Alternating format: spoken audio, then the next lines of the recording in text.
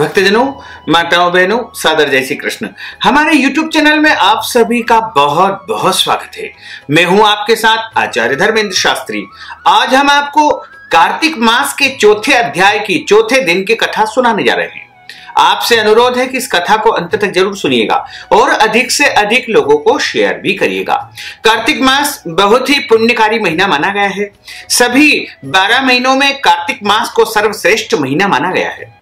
साक्षात भगवान नारायण का स्वरूप कार्तिक का महीना होता है और जो मनुष्य कार्तिक मास में प्रातः जल्दी स्नान कर लेता है, दान पुण्य करता है, कार्तिक की कथाओं का श्रवण करता है और भगवान का पूजन करता है, शालिग्राम भगवान का पूजन करता है, तुलसी माता का पूजन करता है, उसके जन्म जन्मांतर के पाप दोष नष्ट हो जाते हैं तथा उसके जीवन में पुण्यों का उदय होता है। जब पुण्यों का उदय होता है तो उसे सुख, शांति और समृद्धि प्राप्त होने लगती है। तो इसी के अंतर्गत हम आपके लिए प्रतिदिन प्रत्येक अध्याय की अलग अलग दिनों में अलग अलग कथाएं सुना रहे हैं। आपसे अनुरोध है कि प्रत्येक दिन की रोजाना की कथा आप जरूर सुने और अधिक से अधिक लोगों को इस ज्ञानवर्धक कथा को पहुंचाने का प्रयास करें, क्योंकि जितने अधिक लोगों तक आप पहुंचाएंगे उसका भी पुण्य फल आपको प्राप्त हो सकेगा।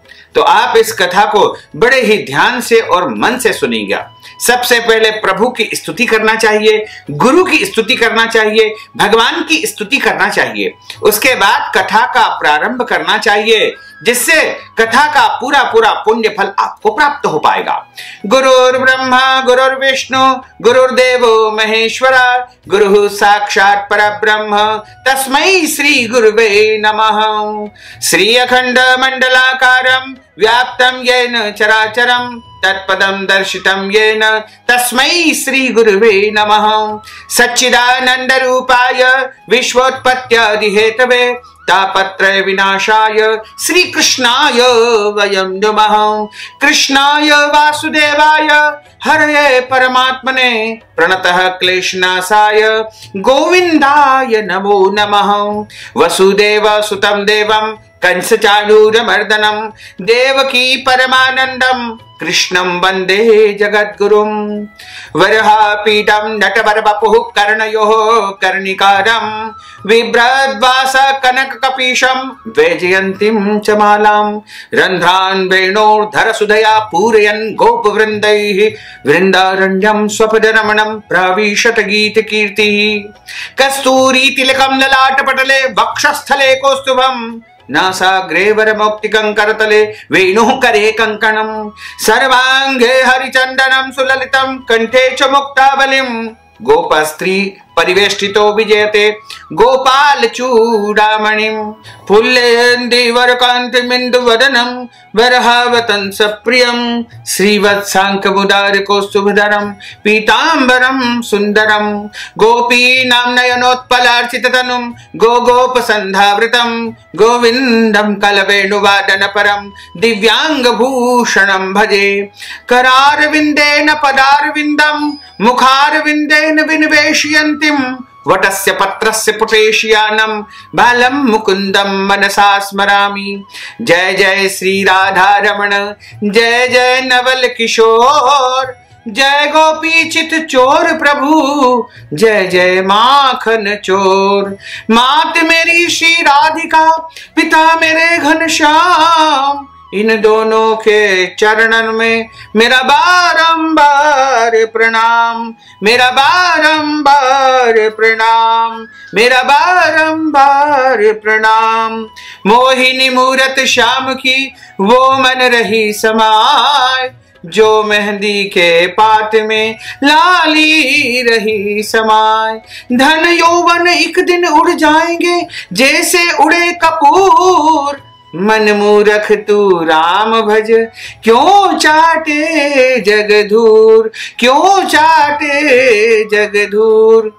राम कृष्ण दो एक है अंतर नहीं निमेष, इनके नयन गंभीर है, उनके चपल विशेष। बोलिए श्री वृंदावन बिहारी लाल की जय, गोपाल कृष्ण भगवान की जय, श्री द्वारकाधीश भगवान की जय, श्री लक्ष्मी नारायण भगवान की जय, महाकाल राजा की जय, गजानंद गणपति भगवान की जय, श्री वल्लभाधीश की जय, श्री गुसाई जी महाराज की जय, श्री यमुने महारानी की जय। माता शारदा की कृपा लिखूं भाव अनमोल, कार्तिक महात्म का कहूं चौथा अध्याय खोल। भक्तजनों, कार्तिक मास के चौथे अध्याय की कथा का यहाँ पर प्रारंभ होता है। नारद जी बोले कि ऐसा कह करके भगवान विष्णु ने मछली का रूप धारण किया तथा विंध्याचल पर्वत पर तप कर रहे महर्षि कश्यप की अंजलि के जल में जा पहुंचे। महर्षि कश्यप ने दया करके उसे अपने कमंडल में रख लिया। जब उसने बड़ा रूप धारण किया तो उन्होंने उसे कुएं में डाल दिया। जब कुएं में भी न समा सकी तो उन्होंने उस मछली को तालाब में रख दिया। जब वह तालाब में भी न समा सकी तो उन्होंने उस मछली को समुद्र में छोड़ दिया। वह वहां पर भी बड़ी होने लगी, बड़ा ही विशालकाय रूप मछली अपना धारण कर लेगी। उस मत्स्य रूपी नारायण ने शंखासुर को वहां पर मार डाला। पश्चात शंख को हाथ में लेकर के बद्रीवन में आ पहुंचे।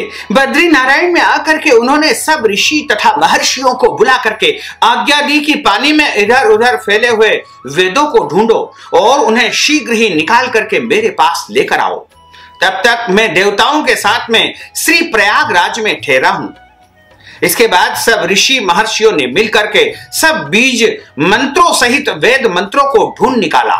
उन वेदों में जो जो भाग तथा जिस जिस ऋषि को मिला वह उसी का हो गया।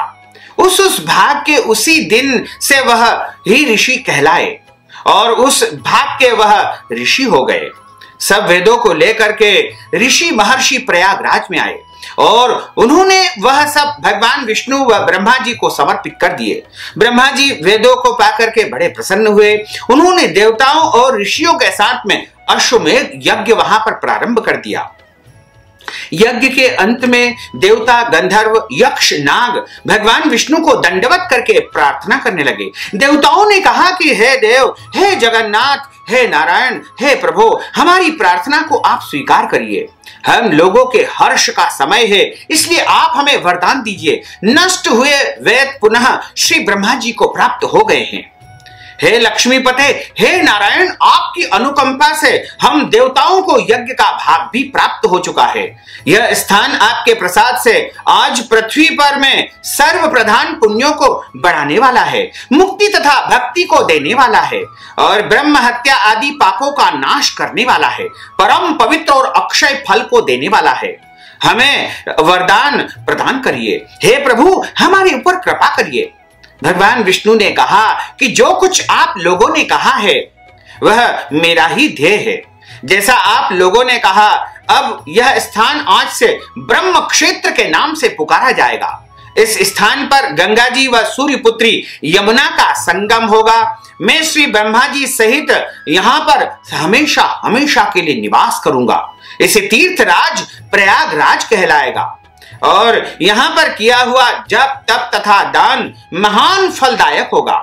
पहले जन्म में किए हुए पाप, ब्रह्म हत्या आदि भी इस तीर्थ राज्य में स्नान करने से, दान करने से, पुण्य करने से तुरंत ही नष्ट हो जाएंगे। जो लोग अपने पिता, माता आदि को ला करके यहाँ पर उनके निमित्त तर्पण करेंगे, पिंड दान करेंगे, श्राद्ध करेंगे, उनको मोक्ष की प्राप्ति हो जाएगी तथा उनके समस्त पितरों को मेरे स्वरूप की प्राप्ति हो जाएगी। वह तीनों प्रकार की मुक्ति को प्राप्त करेंगे और सभी प्रकार के ऋणों से मुक्त हो जाएंगे। और मकर संक्रांति पर माघ मास में प्रातः काल यहाँ पर आकर के स्नान करने वालों के दर्शन मात्र से ही सब पाप मिट जाते हैं। माघ मकर गत रवि जब होई, तीर्थ राज आ वहीं सब कोई। यानी माघ महीने में जब सूर्य देव मकर राशि में प्रवेश करते हैं तो सारे देवी देवता और यक्ष नाग गंधर्व आदि प्रयागराज तीर्थ में आकर के स्नान करते हैं। इसलिए माघ के महीने में त्रिवेणी में प्रयागराज में जो मनुष्य स्नान करता है, दान करता है, पुण्य करता है, उसको समस्त वैभव तथा सुख सुविधाओं की प्राप्ति हो जाती है। और जो व्यक्ति वहां पर स्नान करने वालों के दर्शन कर लेते हैं, उनसे दर्शन मात्र से ही उनके सारे पाप नष्ट हो जाते हैं। ठीक उसी तरह जिस प्रकार सूर्य भगवान के तेज से अंधकार नष्ट हो जाता है।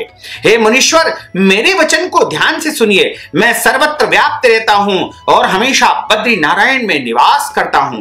सैकड़ों वर्ष तक किसी दूसरे स्थान पर तप करने का जो फल मिलता है, वही फल यहाँ एक दिन में ही प्राप्त हो जाएगा। जो मनुष्य मेरे इस स्थान बद्रिकाश्रम का दर्शन करेगा, वह जीवन मुक्त हो जाएगा और उनके समस्त पाप नष्ट हो जाएंगे। सूत जी महाराज बोले कि ऐसा कह करके भगवान विष्णु ने समस्त देवताओं को वरदान दिया तथा भगवान विष्णु वहां से अंतर्ध्यान हो गए और देवतागण भी अपने अंशों को वहां पर छोड़ करके वहां से चले गए। जो मनुष्य इस कथा को श्रद्धा पूर्वक सुनते हैं, वह श्री प्रयागराज व बद्रिकाश्रम जाने व स्नान करने के समान फल को प्राप्त करते हैं, क्योंकि इसमें प्रयागराज की महिमा बताई गई है एवं बद्रिकाश्रम यानी बद्रीनाथ की भी महिमा बताई गई है। क्योंकि जब देवताओं को भगवान ने वरदान दिया था, तो भगवान अपने एक अंश से तो प्रयागराज में हमेशा हमेशा के लिए स्थापित हो गए और समस्त देवता भी वहां पर अपने अपने अंशों से स्थापित हो गए तथा दूसरे अंश से बद्रीनाथ धाम में प्रभु हमेशा हमेशा के लिए विराजित हो गए। इसलिए इस कथा को सुनने मात्र से आपको प्रयागराज जाने का, स्नान करने का फल मिलता है तथा बद्रिकाश्रम यानी बद्रीनाथ तीर्थ यात्रा का भी फल आपको प्राप्त हो जाता है। तो इस प्रकार यह दिव्य और ज्ञानमयी कथा का यहाँ पर समापन होता है। बोलिए लक्ष्मी नारायण भगवान की जय। अच्युतम केशवम राम नारायणम कृष्ण दामोदरम वासुदेवम हरे श्रीधरम माधवम गोपिका वल्लभम श्री जानकी नायकम श्री रामचंद्रम भजे जानकी मनोहरम सर्वलोक नायकम श्री शंकरादि सेवितम पुण्य नाम कीर्तनम श्री राम राम राम राम राम नाम तायकम राम कृष्ण वासुदेव भक्ति मुक्तिदायकम राम कृष्ण वासुदेव भक्ति मुक्तिदायकम राम कृष्ण वासुदेव भक्ति मुक्तिदायकम राम कृष्ण वासुदेव भक्ति मुक्तिदायकम राम कृष्ण वासुदेव भक्ति मुक्तिदायकम राम कृष्ण वासुदेव भक्ति मुक्तिदायकम। बोलिए श्री वृंदावन बिहारी लाल की जय, गोपाल कृष्ण भगवान की जय, श्री द्वारकाधीश भगवान की जय, श्री यमुने महारानी की जय, श्री वल्लभाधीश की जय, श्री गुसाई जी महाराज की जय। धर्म की जय हो, अधर्म का नाश हो, प्राणियों में सद्भावना हो, विश्व का कल्याण हो, सनातन धर्म की जय हो, गौ माता की जय हो, नगर बस्ती की जय हो, आज के आनंद की जय हो, कल के आनंद की जय हो, परसों के आनंद की जय हो, बरसों बरसों के आनंद की जय हो। ओम नमः पार्वती पते हर हर महादेव हर। भक्तजनों, माताओं बहनों, आपने जो ज्ञानवर्धक कथा सुनी है, कथा सुनने के निमित्त या ब्राह्मण भोजन, फलाहार, अन्नदान या कार्तिक मास में गौदान यदि आप करना चाहते हैं या अन्य किसी भी प्रकार का दान यदि आप करना चाहते हैं, तो आप हमारे पेटीएम के माध्यम से, गूगल पे के माध्यम से, फोन पे के माध्यम से या अकाउंट नंबर के माध्यम से सीधे सीधे धनराशि प्रदान करके कार्तिक मास का संपूर्ण पुण्य फल आप प्राप्त कर सकते हैं। साथ ही आपसे अनुरोध है कि इस ज्ञानवर्धक वीडियो को अधिक से अधिक लोगों को शेयर करिएगा, लाइक करिएगा, कमेंट करिएगा और यदि अभी तक आपने सब्सक्राइब नहीं किया तो अभी और इसी समय सब्सक्राइब अवश्य कर लीजिए। आपको और आपके पूरे परिवार को सादर जय श्री कृष्ण, सादर धन्यवाद।